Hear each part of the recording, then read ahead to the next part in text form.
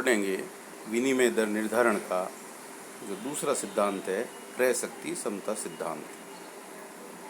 इससे पूर्व आपने विनिमय दर का मांग और पूर्ति का सिद्धांत पढ़ा था।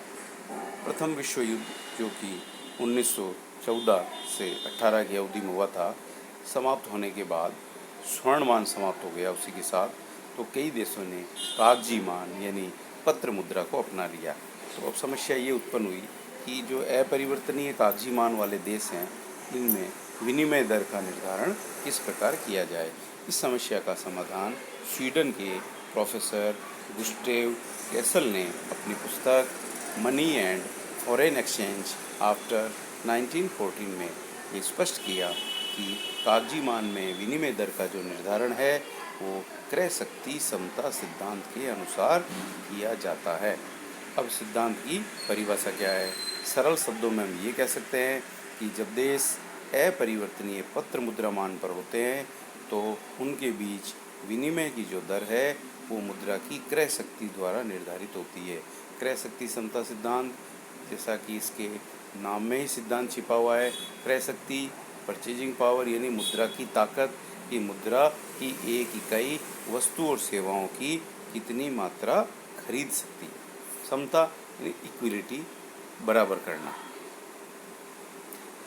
प्रोफेसर गुस्टेव कैसल के अनुसार दो मुद्राओं की विनिमय दर आवश्यक रूप से इन मुद्राओं की आंतरिक क्रय शक्ति के भागफल पर निर्भर करती है।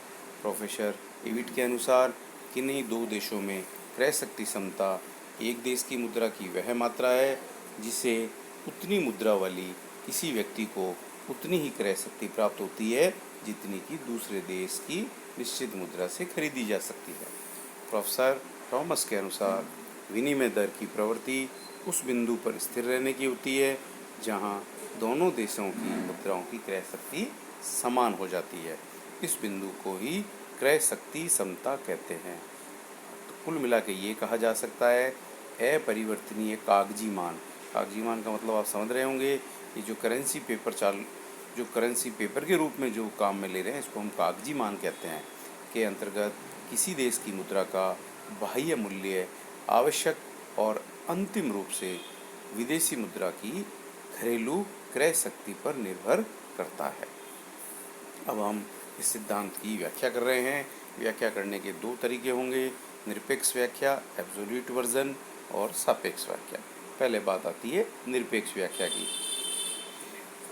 इस सिद्धांत के अनुसार विनिमय दर का निर्धारण मुख्य तत्व है दोनों देशों की सापेक्षिक यानी तुलनात्मक क्रय शक्ति। इस आधार पर विनिमय दर की संतुलन ऐसे बिंदु पर होना चाहिए जो मुद्राओं के समान क्रय शक्ति का विनिमय कर सके। अब इसके लिए हम एक उदाहरण के द्वारा इसको स्पष्ट करने का प्रयास कर रहे हैं। मान लीजिए अमेरिका में 1 किलो गेहूँ $1 में ख़रीदा जा सकता है और भारत में इतना ही गेहूँ खरीदने के लिए मान लीजिए $4 लगते हैं। तो क्रय शक्ति समता सिद्धांत ये कहता है कि डॉलर और रुपए की जो विनिमय दर क्या होगी, $1 बराबर $4, क्योंकि $1 से और $4 से समान वस्तु का परचेज किया जा सकता है, दोनों की क्रय शक्ति समान है। एक और उदाहरण लिया जा सकता है, भारत में $1 1 क्विंटल गेहूँ की कीमत $1000 है, अमेरिका में $20।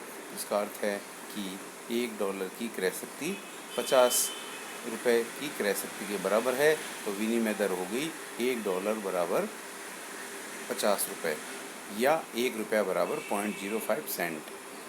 इसको आप इस तरह से गणितीय रूप में देख सकते हैं।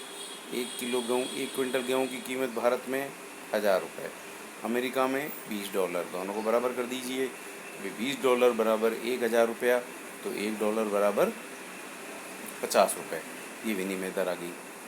इस प्रकार जो है विनिमय दर का निर्धारण किया जाता है। अब है सापेक्ष व्याख्या। प्रोफेसर कैसल ने क्रय शक्ति समता सिद्धांत के इसी स्वरूप का प्रतिपादन किया। सापेक्षिक रूप ये बताता है कि विनिमय की संतुलन दर में होने वाले परिवर्तन दो देशों की मुद्राओं की क्रय शक्ति के अनुपात में होने वाले परिवर्तनों द्वारा प्रभावित होते हैं। जब दो देशों की मुद्राओं की आंतरिक क्रय शक्ति में परिवर्तन हो जाता है तो उनकी विनिमय दर में भी परिवर्तन हो जाता है। अब इसे ज्ञात करने के लिए पूर्व अवधि की विनिमय दर जिससे तुलना करनी है संतुलन दर मान लिया जाता है। फिर दोनों देशों की मुद्राओं की आंतरिक क्रय शक्ति में होने वाले परिवर्तनों के आधार पर संतुलन दर में होने वाले परिवर्तनों की गणना की जाती है। अब इसका सूत्र है, ध्यानपूर्वक देखिए। नई विनिमय दर बराबर विदेशी करेंसी का घरेलू मूल्य इनटू विदेशी कीमत सूचकांक बटे घरेलू कीमत सूचकांक। एक अंकगणितीय उदाहरण है। मान लीजिए आधार वर्ष 2001 में भारत और अमेरिका के बीच जो विनिमय दर थी वो थी ₹1 बराबर 20 सेंट। आप समझ सकते हैं मुद्रा की अमेरिका की डॉलर से छोटी इकाई है। $1 बराबर 100 सेंट होते हैं। आधार वर्ष में दोनों का कीमत सूचकांक 100 मान लिया है। अब मान लीजिए 2012 में भारत में कीमत सूचकांक बढ़कर 800 हो गया और अमेरिका में 400 हो गया। तो अब नई विनिमय दर का निर्धारण किस प्रकार होगा। 20 सेंट घरेलू मूल्य है भारत की मुद्रा का, 400 विदेशी कीमत सूचकांक है, भारत का 800 है। हल करने पर 10 आ रहा है, यानी अब जो नई विनिमय दर है वो है 1 सेंट। ₹1 बराबर 10 सेंट, क्योंकि भारत में चालू कीमत की जो निर्देशांक हैं, जो सूचकांक हैं, वो अमेरिका की तुलना में दुगने हो गए।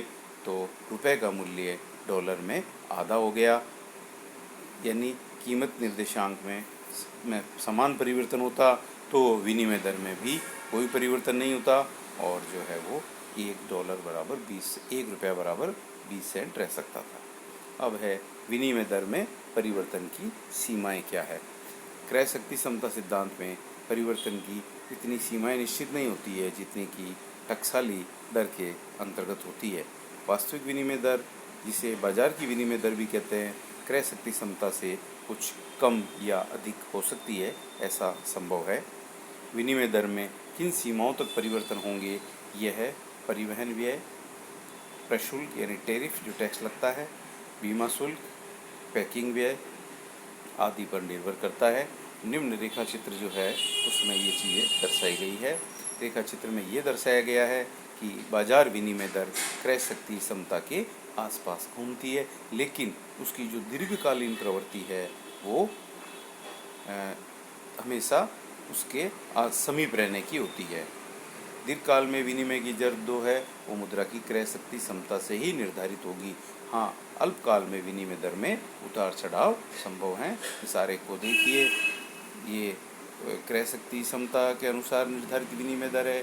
बाजार दर कभी इससे थोड़ी सी ऊपर है, कभी इससे थोड़ी नीचे जा सकती है और जो उसकी उच्चतम सीमा निर्धारित कर दी गई है, ये जैसा कि बताया है परिवहन व्यय, प्रशुल्क, बीमा आदि पर निर्भर करती है।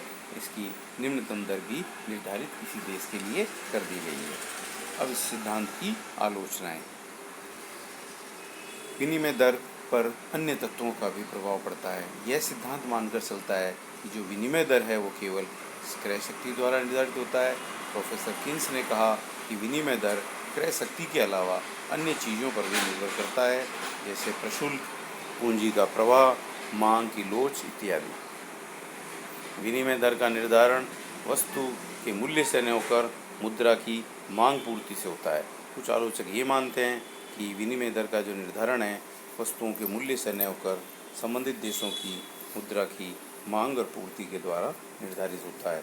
यदि किसी देश का मूल्य स्तर कम है और वस्तुओं की मांग विदेशों में बढ़ जाती है तो भुगतान करने के लिए देश में मुद्रा की मांग बढ़ जाती है और विनिमय दर बढ़ने लगती है। तीसरी स्थिति आलोचना ये कही जा सकती है, निर्देशांक या जो सूचकांक जिसे अपन कहते हैं की गणना में कठिनाई।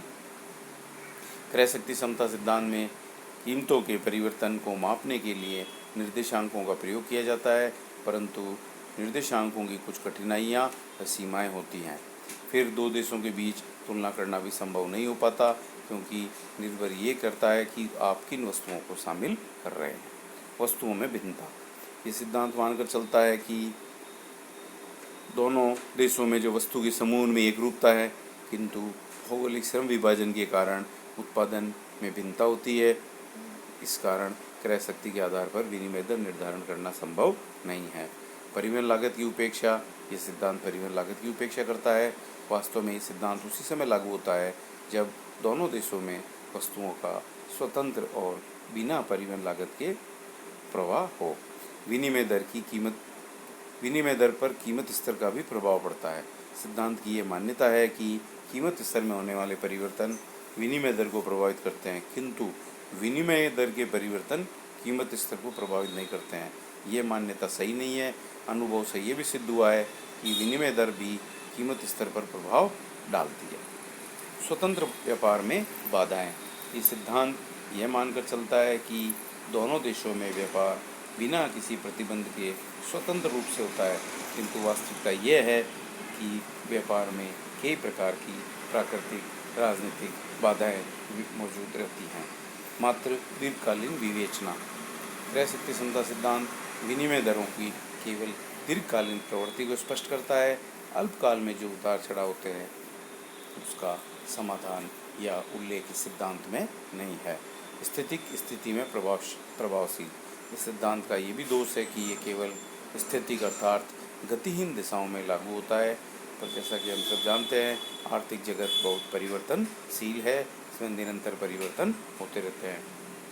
मांग को प्रभावित करने वाले तत्वों की अवहेलना, प्रोफेसर नक्शे के अनुसार यह सिद्धांत केवल कीमतों के उतार चढ़ाव को ही विनिमय दर का निर्धारक मानता है और मांग को प्रभावित करने वाले अन्य तत्वों की अवहेलना करता है। जैसे व्यापार चक्र के फलस्वरूप होने वाली जो परिवर्तन है वो भी विदेशी मुद्रा की मांग और विनिमय दर को प्रभावित करते हैं। क्रय शक्ति समता का मूल्यांकन है, आलोचनाओं के आधार पर ये कह देता है बिल्कुल सिद्धांत सारहीन है, ये नहीं होगा। कुछ सिद्धांत में कमियां हैं, फिर भी कागजी मान के अंतर्गत विनिमय दर को निर्धारित करने की दिशा में एक सार्थक स्पष्टीकरण, एक दिशा जरूर हमें इस सिद्धांत से मिलती है। यह सिद्धांत स्पष्ट करता है कि देश के आंतरिक कीमत स्तर और विनिमय दर में कोई ना कोई निकट संबंध जरूर है। यह सिद्धांत भुगतान संतुलन के निर्धारण में भी बहुत महत्वपूर्ण रोल अदा करता है। अतः ये कहा जा सकता है कि क्रय शक्ति समता सिद्धांत टकसाली सिद्धांत पर एक महत्वपूर्ण सुधार है।